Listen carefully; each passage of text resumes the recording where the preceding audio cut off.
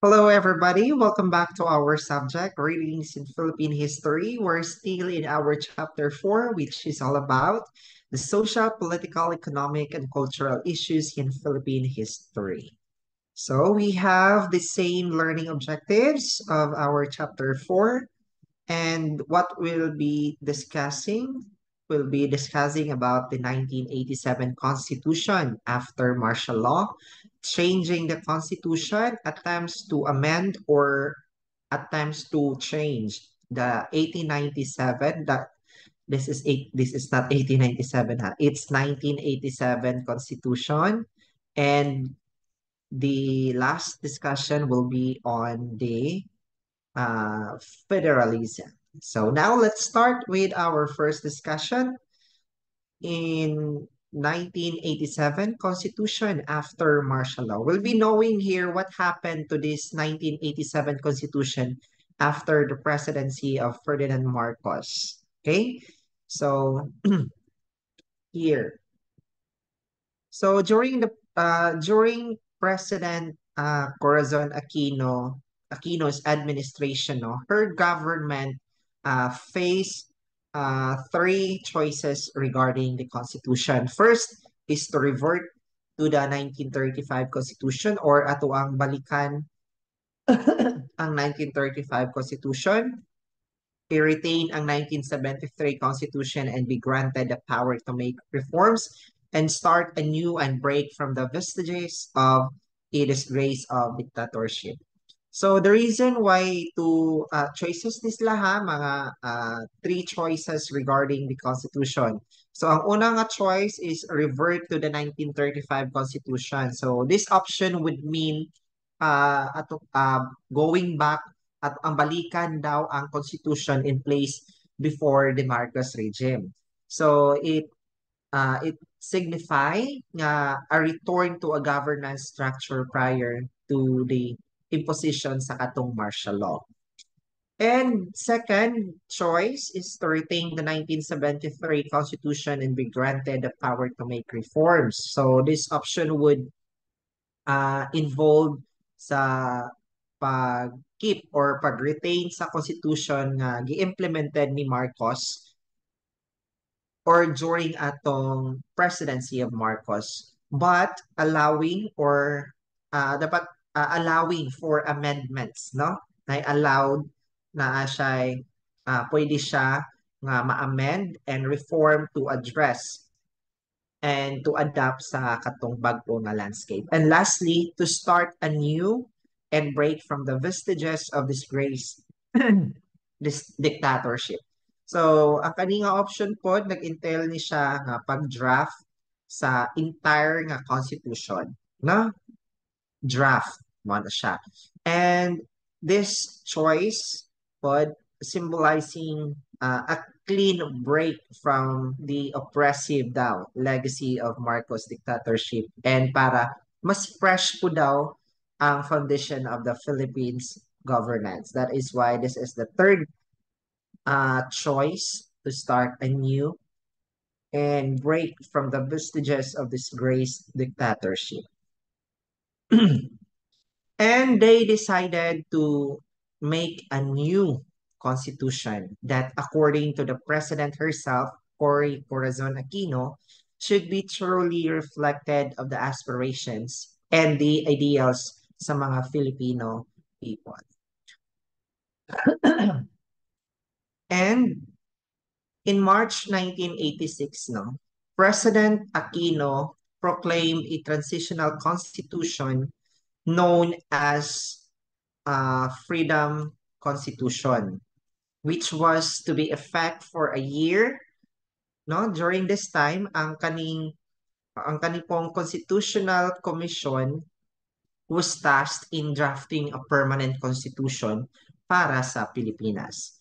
So, ang kaning transitional constitution nga ginatawag mao ni siya ang Freedom Constitution. So ang kaning Freedom Constitution mo ni ang nag-retain several provisions sa katong miagi or sa katong previous nga constitution.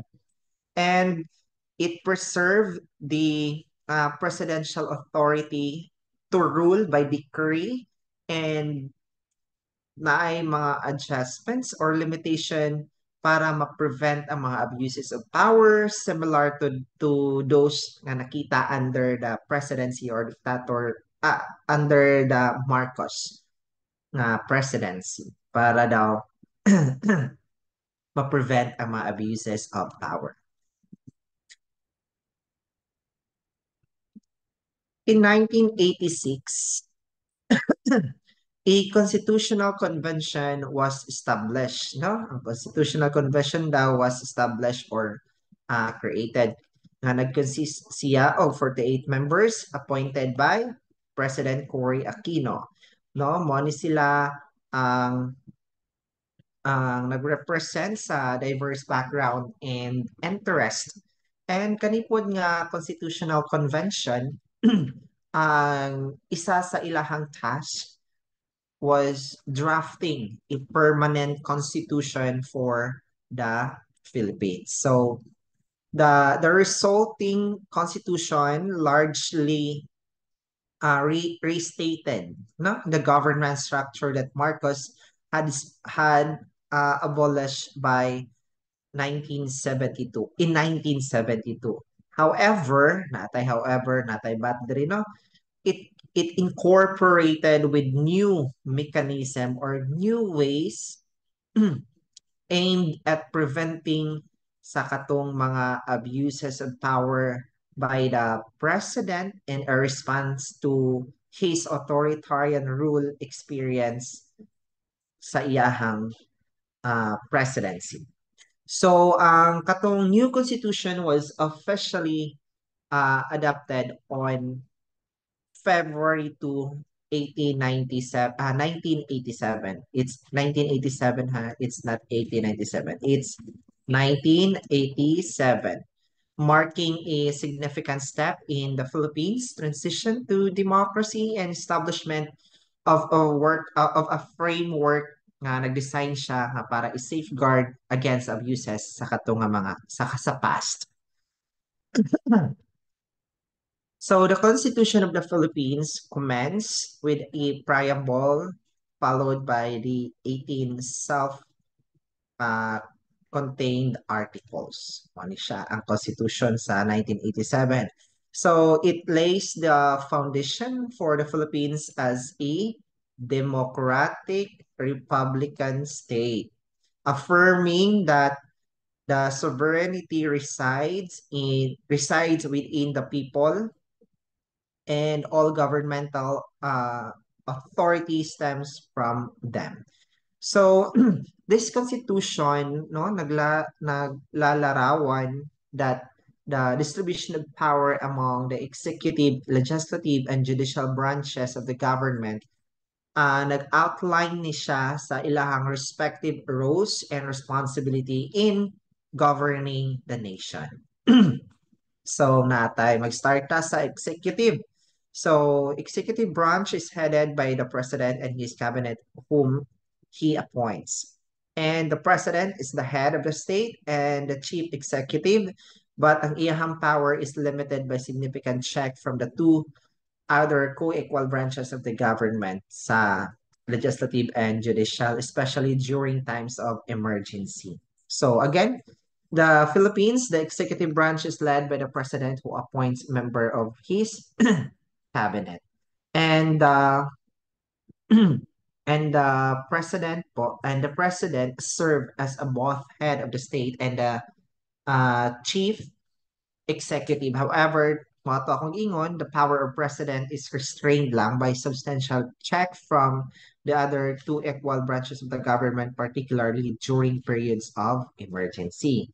So, ang kaninga system, no, ang executive branch, mo ni siya ang it checks and balances, ensures that no single branch of government becomes too dominant, no, and that the principle of democracy are upheld in the times of crisis. And this put in place to safeguard the country, the Philippines, from the experience of martial law during the presidency of Marcos.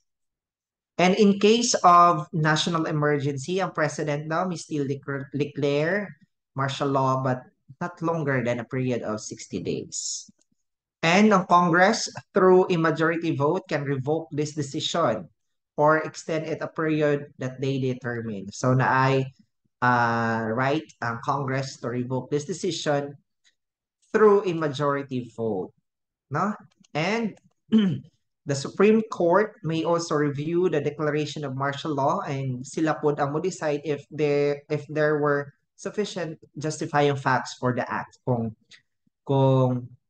karapat-dapat ba nga mag-declare of martial law, what's the basis? O say naa, mao na ang role ni Supreme Court, justifying the fact. And the president and vice president are elected at largely by direct votes, serving a single 6-year term. 6-year term lata. And now, proceed ta sa legislative power. Nag-presides ni in Congress and divided into two houses.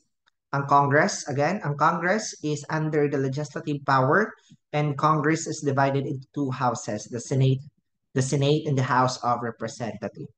We all know that we have 24 senators are elected at a large by popular vote and can serve no more than 2 consecutive 6-year terms. So maaaring maglingkod ng hindi hihigit more than 2 consecutive 6-year term.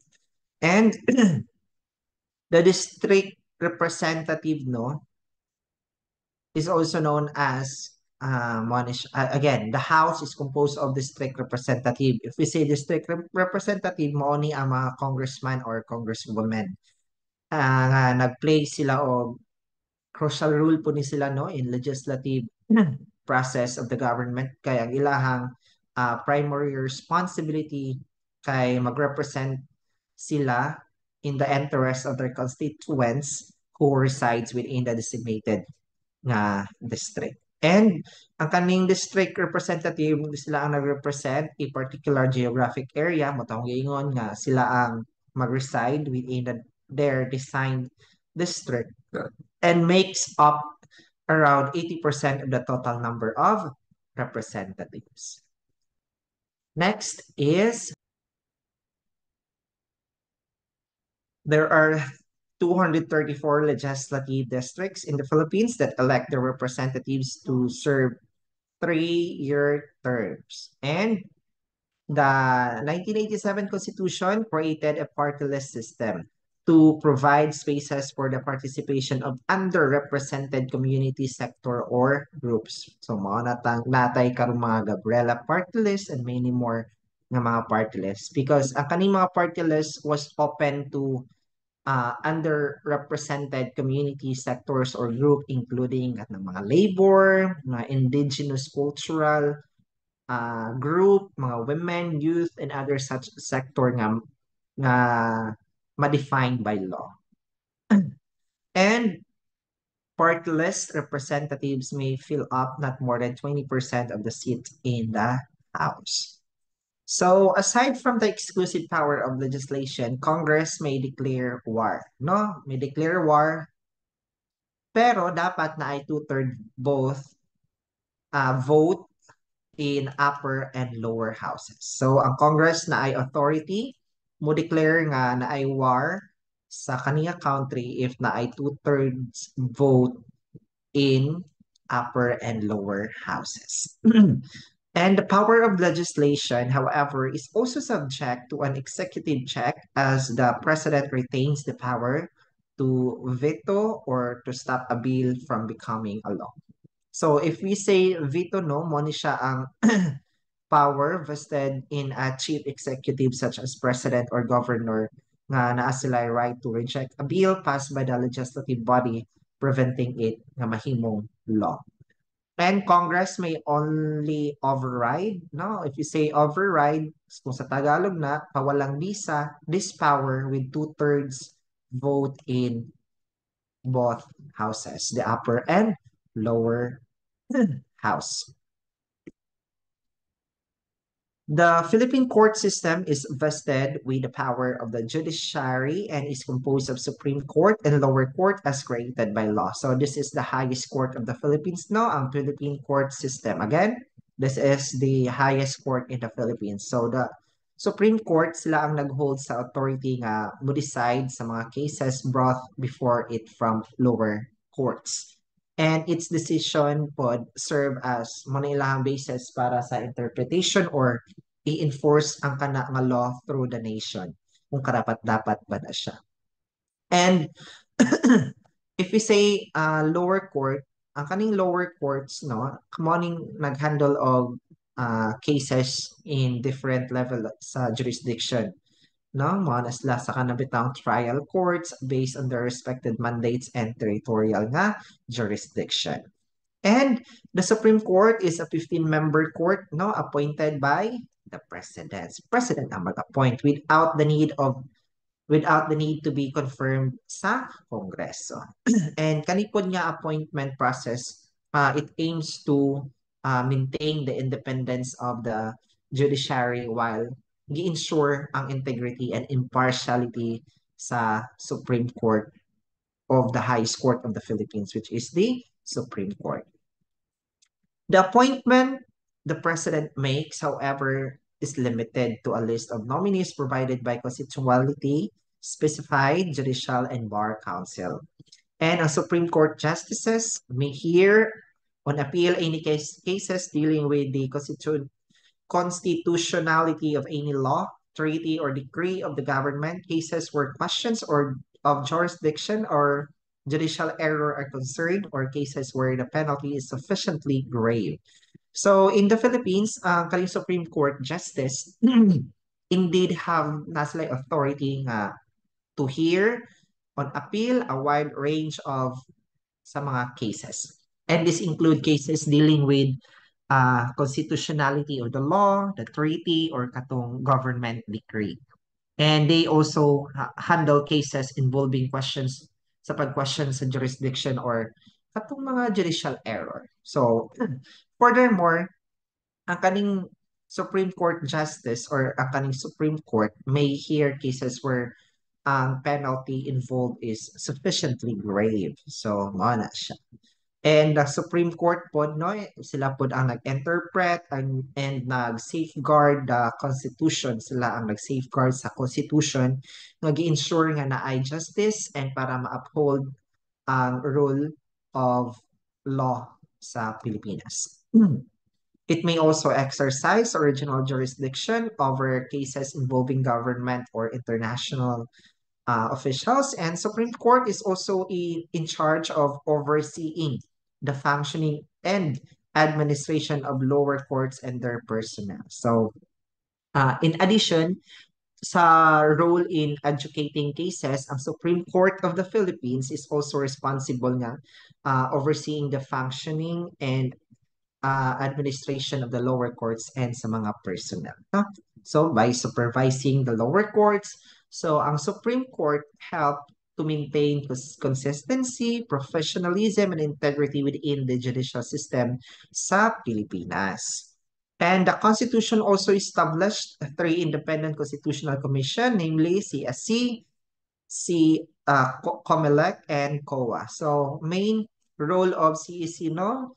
Sila ang mag-ensure nga na ay ma-ensure nila ang principles of merit and fitness sa recruitment process sa mga employees, and sila po ang nag-handle sa mga disciplinary cases, and sila po ang nag-promote of professionalism and excellence in the civil service. Commission on Election was not responsible for organizing and conducting election at all levels of government, no? Nada ang regional, national, or kanang mga local elections. Sila ang responsible mag-organize or mag-conduct sa election. And isa po silang role, no, nga para ilahang i-maintain ang fair and free and credible elections, no? Safeguarding the democratic process. And ang COA, mao ni sila ang nag-ensure sa transparency and accountability in the use of public funds and resources by conducting ng mga audit and investigation.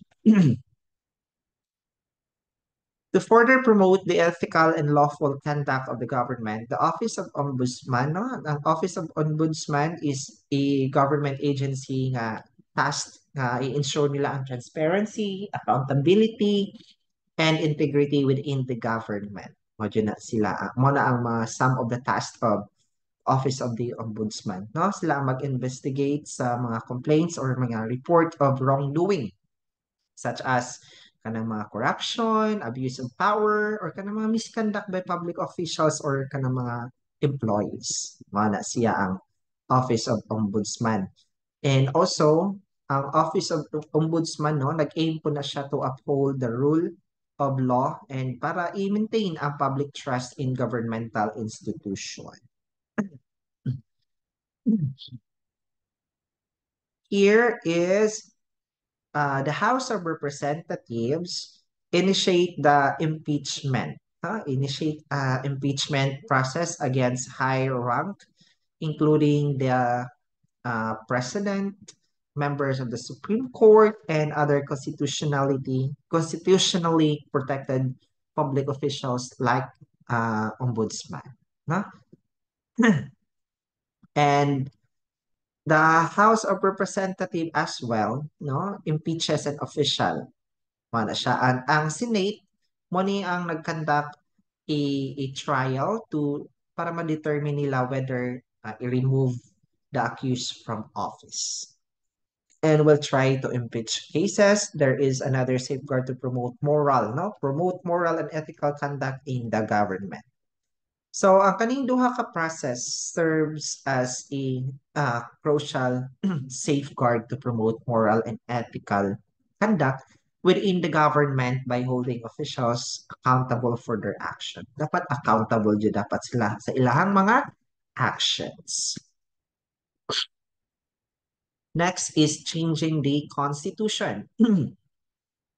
So changing the constitution is perennial issue that crops up, and terms such as cha-cha, con-as, and con-con are regularly thrown around. So each of these methods, no, mga methods ni sila kanisla tulo, has its own implication, has like own advantages and disadvantages. And the choice of method often becomes a subject of debate and contention in the Philippine politics.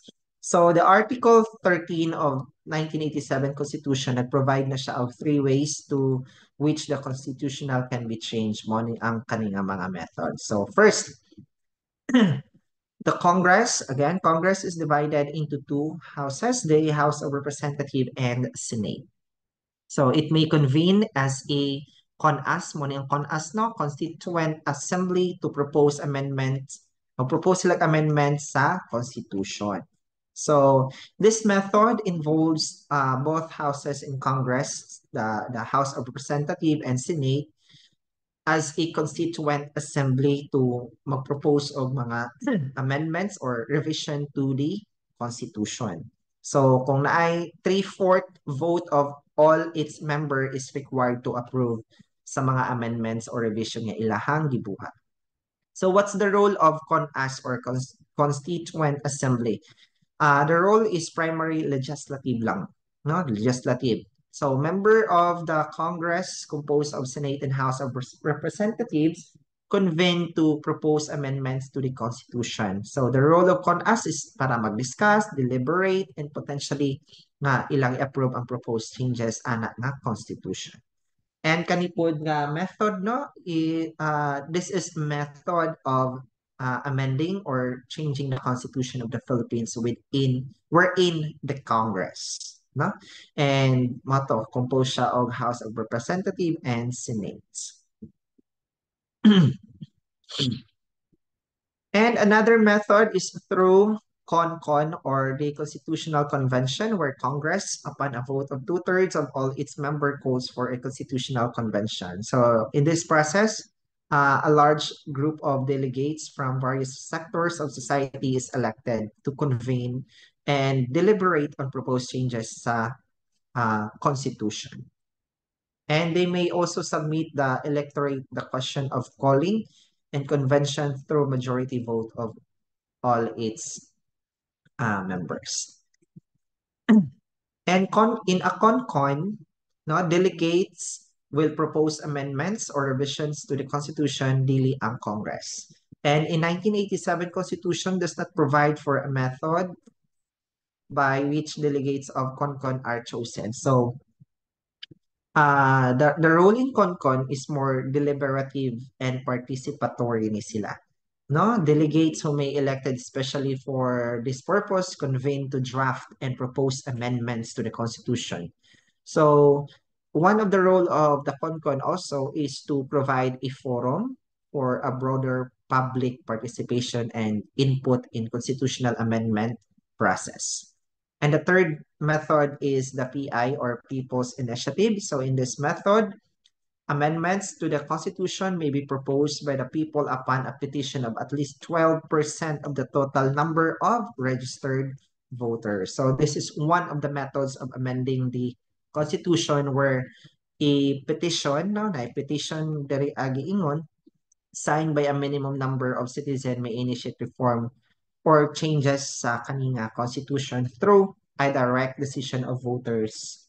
And however, this method has not been established or tested in the Philippines at present. And all legislative district must be represented by at least 12% of registered votes therein. And next is the wait lang. And no amendments is allowed more than once every 5 years since a successful people initiative. So in 1897 Constitution directs the Congress to enact a law to implement provision of initiative which has not yet materialized. So the role of this people's initiative, no, mo direct citizen participation sa constitutional amendment process.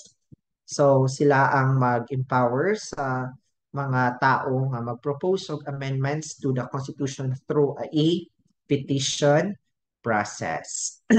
And motto, citizen collect og mga signatures para sa petition for a national referendum on proposed amendments usual legislative or kanang mga constitutional convention process. And this statement, no, kaning amendments or revision to the Constitution shall be valid when ratified by a majority of the votes cast in national referendums. So it implies that any changes or updates made to the Constitution will only become official if they are approved by a majority of votes in a national referendum.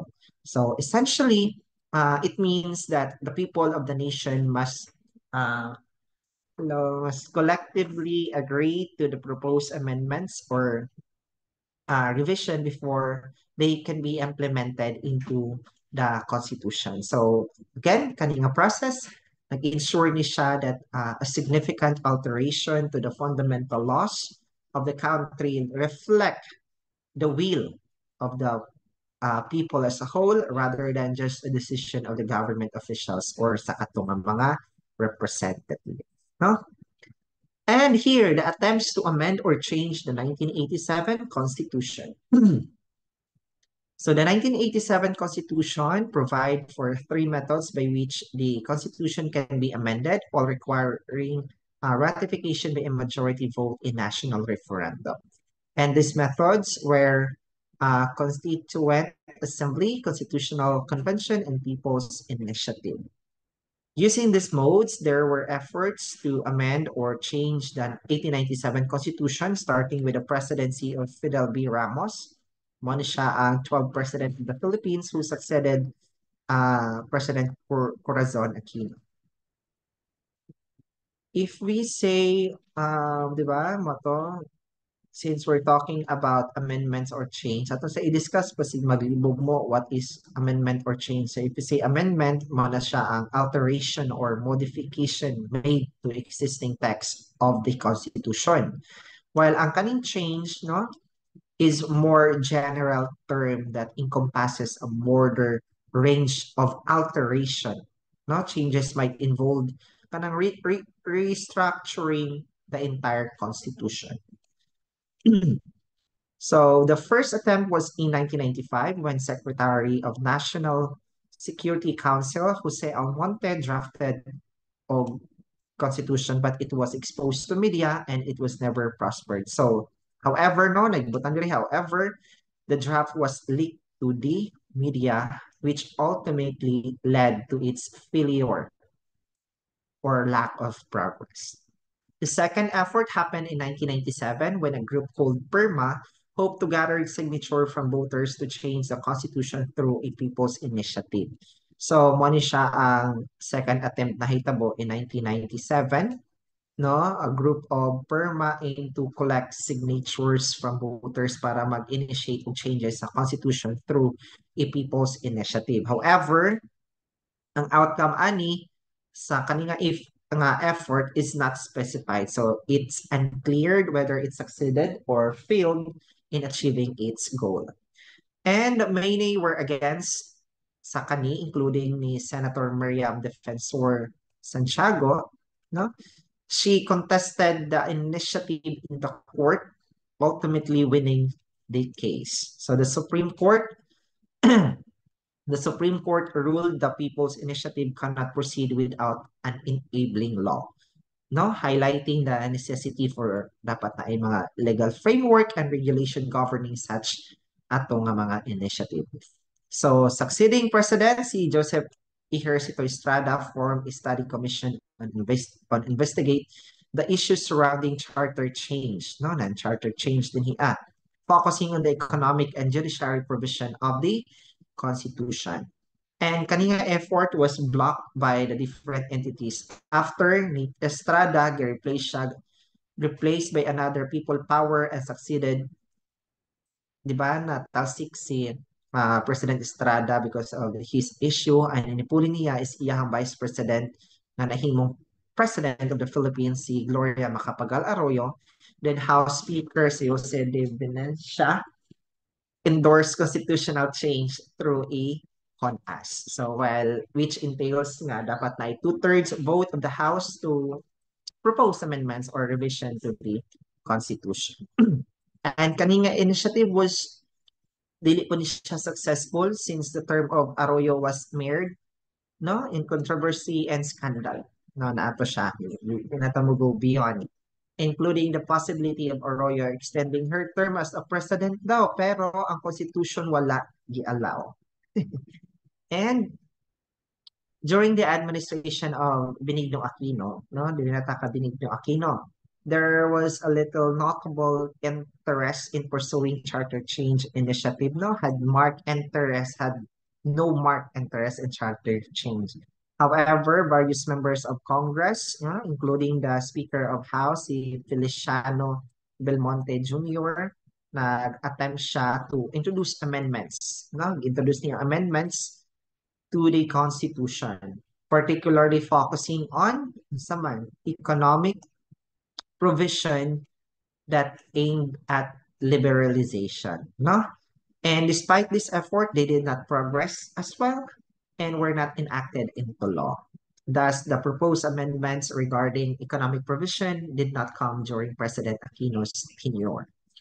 And in an uprising of popularism, abot na dayon si Rodrigo Duterte won the 2016 presidential election campaign centering on law and order, proposing na i-reduce ang crime by killing tens of thousands of mga criminals. And he was also known as Advocate siya sa federalism. Later, ato siyang i-discuss what is federalismo.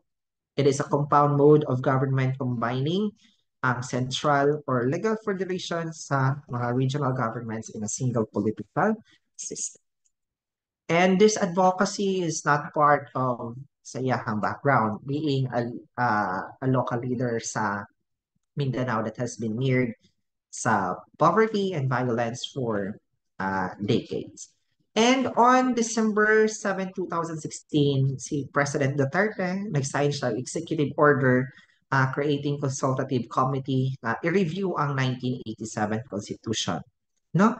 Because this committee, kaning consultative committee, was appointed para i-assess ang mga existing constitution and propose possible amendments or revision para i-address ang mga issue facing the country, including including those specific to Mindanao.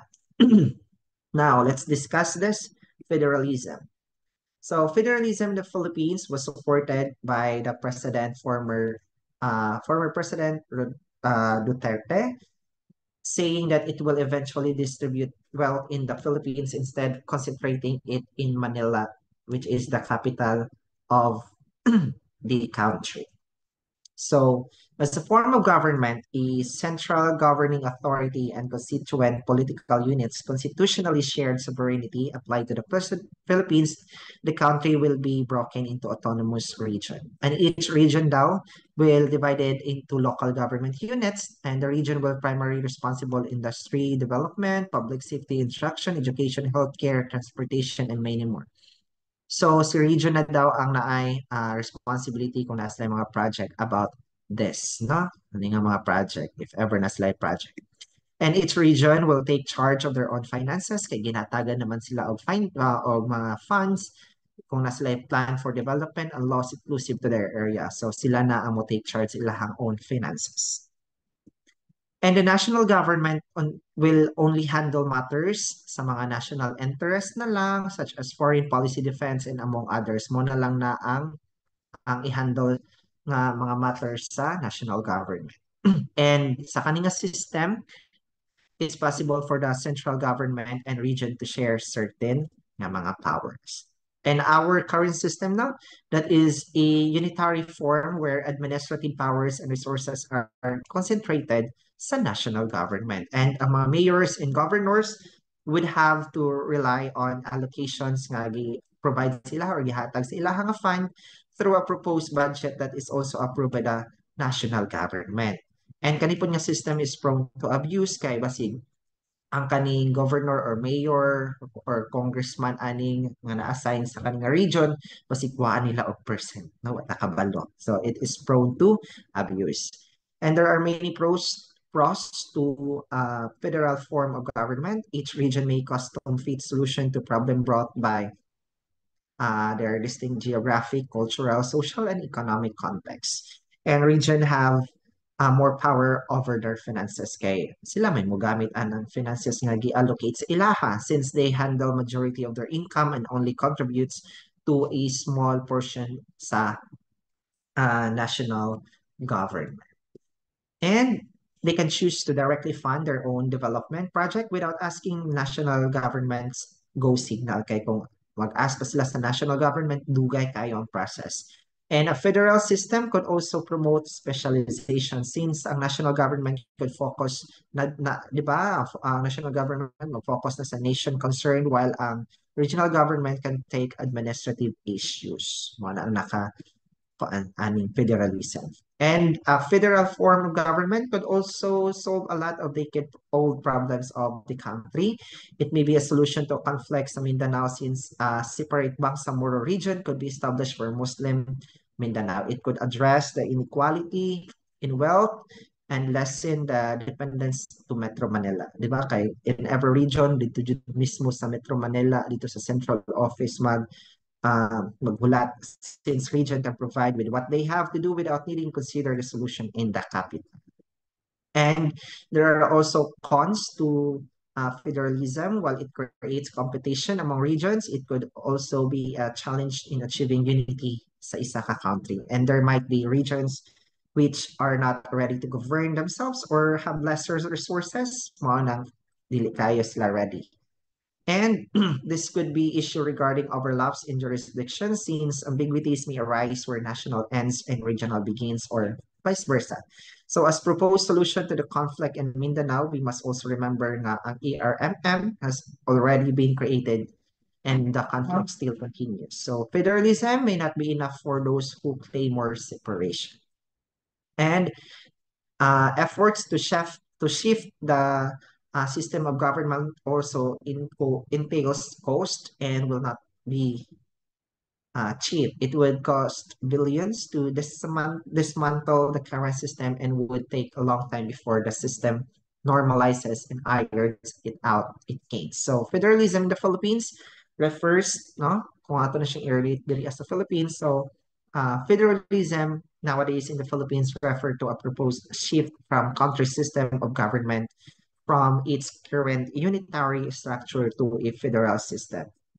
So in a unitary system, the central government naghold sila og significant power and authority with local governments deriving their power from it. So however, a federal system where power is shared between central government and constituent political units such as states or region, each with its own degree of autonomy. So they believe that federalism could help address issues such as regional disparities in development and governance inefficiency and the concentration of political power sa Manila. That's it. That's the end of our discussion. Thank you so much, and I hope that you learned something today. Thank you.